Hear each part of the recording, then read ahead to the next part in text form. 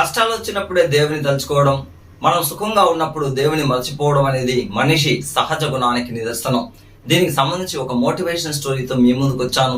ఇలాంటి మంచి మంచి స్టోరీస్ కోసం డిపి స్టోరీ టైం ఛానల్ అయితే ప్రతి ఒక్కరూ సబ్స్క్రైబ్ చేసుకోండి. ఇక కథలోకి వెళ్తే, ఒక కుక్క ఒక గ్రామంలో నివసిస్తూ ఉంటుంది. అక్కడ ఒక గుడి ఉంటుంది.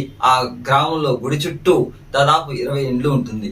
ఆ ప్రదేశంలో ఆ కుక్కకి ఆ 20 ఇండ్లలో ప్రతిరోజు ఎవరో ఒకరు 3 పూట్ల అన్నం పెట్టేవాళ్ళు. అలా తన యొక్క జీవితాన్ని గడుపుతూ వస్తూ ఉంటుంది.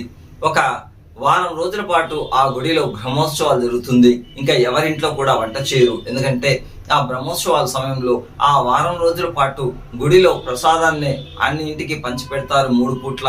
కాబట్టి వాళ్ళెవరు వంట చేయరు. ఇక ఆ కుక్క అన్నం పెట్టే వాళ్ళు లేదు. ఎందుకంటే స్వామి యొక్క ప్రసాదాన్ని కుక్కకు పెట్టకూడదు అన్న ఆలోచనతో ఎవరు కూడా ఆ వారం రోజుల పాటు ఆ కుక్కకి అన్నం పెట్టరు. ఆ కుక్క ఆకలితో మలమల్లాడిపోతూ ఉంటుంది. అరే, నాకు అన్నం దొరకలేదేని. ఇక లాస్ట్ రోజు ఆ గుడిలో ఒక స్వామీజీ వచ్చి ప్రవచనం చెప్తూ ఉంటాడు. అందులో కాశీ యొక్క ప్రాశస్త్యాన్ని, మహత్యాన్ని గురించి చెప్తాడు. కాశీలో ఎవరైతే వెళ్తారో వారికి పాపం అంతా పోతుంది, పుణ్యం లభిస్తుంది, స్వర్గం లభిస్తుంది అని చెప్తాడు. దాన్ని శ్రద్ధగా విన్న ఈ కుక్క, ఇక మనం ఇక్కడ ఉండి ఎంతకాలం ఎంగిలి కూడు తినేది, కాబట్టి మనం స్వామి చెంతకు వెళ్తాము, కాశీకి వెళ్ళి నా పాపాలని కడిగేసి స్వామికి ఐక్యమైపోతాను అని చెప్పి అక్కడి నుంచి తను కాశీకి ప్రయాణం అవుతుంది. ప్రయాణం అవుతున్న సమయంలో ఒక్కసారి తిరిగి చూస్తే ఒక ఇంటి ముందర ఆ కుక్క కోసం అక్కడ నాన్ వెజ్ ఐటమ్స్ అన్ని కూడా చాలా ఎక్కువగా పెట్టి బ్రహ్మాండమైన ఆ వాసన తట్టుకోలేక ఇంకా పరిగెత్తిపోయి ఆ నాన్ వెజ్ అన్నిటి కూడా తను తినేస్తుంది.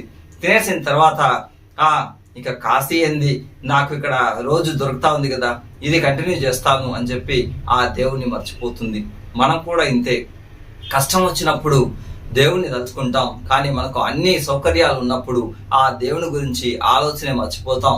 కాబట్టి ఎల్లవేళలా దైవ ప్రార్థన, దైవాన్ని స్మరించుకోవడం అనేది మన జీవితానికి మంచిది. అది మంచైనా చెడైనా దేవుని మీద భారం వేసి మనం చేసే ప్రతి ప్రయత్నం సక్సెస్ అవ్వాలని చెప్పి భగవంతుని కోరుకుంటే ఖచ్చితంగా అది మంచి జరుగుతుంది. అంతేగాని దేవుడు కష్టాలు ఉన్నప్పుడు దేవుని తలుచుకోవడం, లేనప్పుడు ఆయన్ని పక్కన పెట్టడం అనేది మంచి పద్ధతి కాదు.